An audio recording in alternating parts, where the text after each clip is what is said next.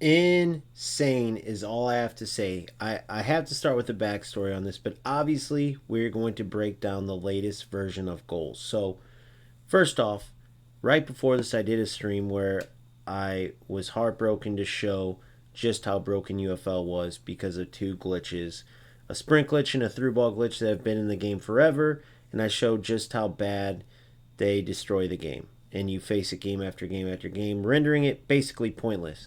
I then went into manager mode and had fun, right? I didn't have like a blast, but the authentic mode and manager mode definitely makes for a good time playing football and getting away from the glitchy nonsense that you see in all the football games right now. And then I started talking about goals, but just very loosely because I'd played an earlier version. I could tell it was so early on, and I deleted it. It was way too early on to even look at goals at that time. I was surprised they even released that earlier version. However, this latest version that for some reason I thought you needed a code for. So I'm sitting here looking for a code, and then randomly I just typed in the name in the PlayStation Store, and boom, it popped up. So I don't know if that's new or if I got the code before and didn't need it and could have downloaded the earlier version too. Probably the earlier version was just for a select few, and somebody in my community was able to shoot over a code that worked, I'm assuming. So that was just for like some early feedback, which is why it was so bad. This game has come so far from that, and I can tell because they are so early in the process being this good, especially the physics on pitch, that football gamers should be excited. I'm talking the true football gamers that put what's on the pitch first and foremost.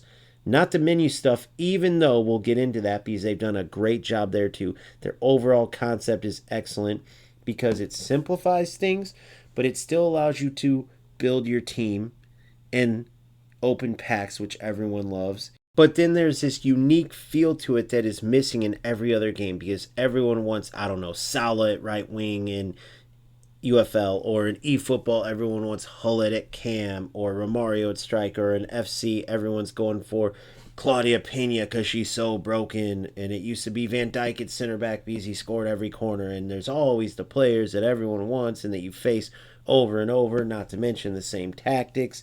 And guess what? One of the best parts of early UFL before they started ruining the game was how wide open it was. You could use any tactic, and your knowledge of football could help you be successful using those tactics, whether it's a three back, five back, whatever, four back formation. And that's the feeling you get. Literally, because of the players I got, I went out in a 5-2-1-2, and my opponent was in, I don't know, 4-3-3, I believe. Same as what I saw as the number one person in the world, which I love how they already have these early leaderboards. There's already competition going on while in beta. And I had an absolute blast in this game. So you're seeing here, kind of setting up my team and going through things, learning as I'm building my team. You can sell any of these players that you want for new packs to upgrade your team. And then obviously there's challenges each day that gets you these points that you can then open packs. There's different levels of packs with different odds to get better players, but they're all made up players, and I love that because that's the unique feel that I'm talking about. That offers a way to build your team, but not have that mirror match feel that you get, especially in FC, right? There's always those players that everyone's going to go for and you're going to face over and over and over. And you just don't get that. So this concept is great because every player is made up. So there's going to be some absolute ballers on your team, but you don't know who you're going to pack. That's the beauty of it. You see like some top player come out, you look at the stats, which they have great details in their stats. I love how they break down every stat. And next thing you know, you got these great players that are unique to you, right? That no one else is going to have, and they become leaders of your back line, your leading scorer, your best build up player, whatever it is. It's a beautiful thing, right? And so then you're going to grow attached to these players that are dominating for you. You know no one else has them, and they're going to be backbones of your team until eventually you upgrade past them, and then you have a new superstar that you build your team around, and so on and so forth. But you see here, this is the leaderboard. This is the best player in the world. You see, what is it? Mid to high 80s is most of their players in a 4-3-3. So it's very cool to see that already too. I mean, they said in their tagline, this is the esport ready game, and you can tell that's what they're going for, right? So let's get on to the pitch then, because that is obviously the most important part. And remember as we go into this that Kurt 0411, the best player to ever play football on the sticks, is behind this game. Obviously, there's a bunch of other people that I don't know that are very important, I'm sure. But I'm just saying that when you have someone like Kurt, if you don't know his backstory, he always brought beautiful football to FIFA. And he was a professional, and he was excellent, and he was outspoken for the right reasons, though. But EA Sports, being as sensitive as they are, they just couldn't handle it. Even though after they gave him, the only player ever to receive this, a lifetime ban, a lot of the changes he called for, they started implementing. And that's not a coincidence. They'll never give him credit for calling them out, and rightfully so. But Kurt 0411 is way more impactful than you could ever imagine on not only FIFA but all football games, because he wasn't afraid to speak his mind, and because he was just unbelievable on the pitch too. So many players love that, and that's why he was always popular. And even after he got his ban, he is still popular. Now he's behind this game that already has so much potential. I will tell you, I had an absolute blast playing just this one game, and I cannot wait to continue to improve and continue to play goals. And as you're looking at it, you might say, well, the graphics aren't as good, or the player animations aren't as good. Well, of course, look how early they are in the process. But if you're a true footballer, you're looking at the physics of the game, the speed of the game, right? You see, I'm still learning the defensive principles. My opponent takes an early 1-0 lead. No big deal. I'm literally learning as I go. I didn't play anything but one bot match, and then I jumped right in because I wanted the real deal. I wanted the raw feeling of if this game brought that true football feeling, how fun it would be, and I didn't care if I got whooped or not. So I'm down 1-0, and I'm learning as I go. Even though all football games are football, right, or they're supposed to be, there's still some nuances, and that's kind of what I'm feeling out. But it quickly came to me, and I realized just how excellent these physics were. Not only do you have the excellent passing where it's not auto connected to your player like UFL, it drives me crazy, and not AI driven like eFootball where you barely feel in control, or air hockey 100 miles an hour like FC. It's literally perfect, right? And then we go into dribbling. So you see my opponent sprint through and score a goal, but the bottom line is this. When you sprint in game, yeah, you're going to get an explosion, and if the defender's not ready for it, you're going to rip past them. However, that's where defensive awareness comes in. So you add in the stats of the players, you get to know that, and then you position yourself accordingly. If your player's slower, you're going to want to be a bit further back, anticipate where your opponent goes, you cut them off, and you're going to win the ball. If you have a little more speed, you can be a little more aggressive because you can know if they try to push past you with a sprint, you can keep up with them. So getting to know your players' stats, which they have in great detail and do a great job of, you can add defensive principles from real football in. And as you see, I start to do that, and I start to get way more successful defensively. That is what you want, that true football feel where your knowledge of the game and your understanding of the game can translate to skill, and then you can do better. It's the same with the different types of passing and dribbling, right? Whether you're regular dribbling, you're controlled dribbling, and then you change your speed to a sprint, and then you slow down, all with the goal of throwing off your opponent. And then once you find a hole, you either can dribble through that hole, or you find the pass that makes sense. A lob through ball, on the ground through ball, to the feet, right? You want to play to your striker and have him hold it up, or you want to play him through, or maybe you play an up, back, and through to your wingers. They drive the line. You see all of that in this game, all true to football.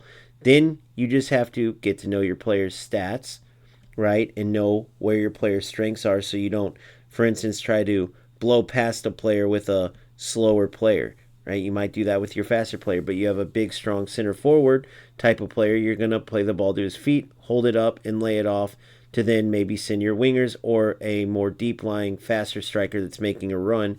You play them through. All of this knowledge is in this game already this early on. It's an incredible feeling when you get that, just like the classic days of football, where you might not have had all the bells and whistles that the current technology brings to football games, but you had actual football, and that's what made it fun. That's why all of us played at least in the past football games. Nowadays there's so many rats, it seems like they just want to win at something. They don't care about football at all. At least it seems that way, the way they try to take shortcuts and find any broken mechanic and try to circumvent actually playing football, even though they're doing this within a football simulator. It's the craziest thing. It's a waste of time. But goals, even as early as it is, they get it. And it's because of people like Kurt0411 being involved. And it's brilliant that they got someone like that involved. Now, by no means am I saying the game is perfect. Like, free kicks, either I have to look into them more or they definitely need a lot of work. Whichever way, even without the free kicks, that's just one example. But the game needs sharpening without a doubt. Like I said a million times, I'll say it a million and one for those who say, oh, you're glazing this game. It's not that good. For where it is at in the production of the game, it is doing great.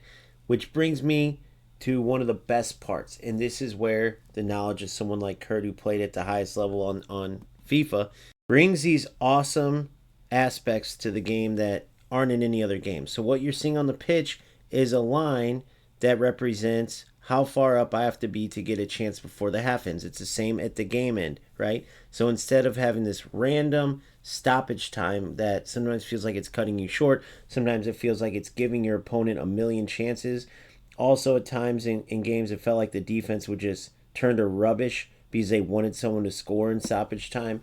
In each game had this, UFL, eFootball, and FC. So now there's this uniform way where as long as you're advancing up to pitch and staying ahead of those lines, you're going to get a chance. If you fall behind, the defense does a good job, boom, the half ends or the game ends, right?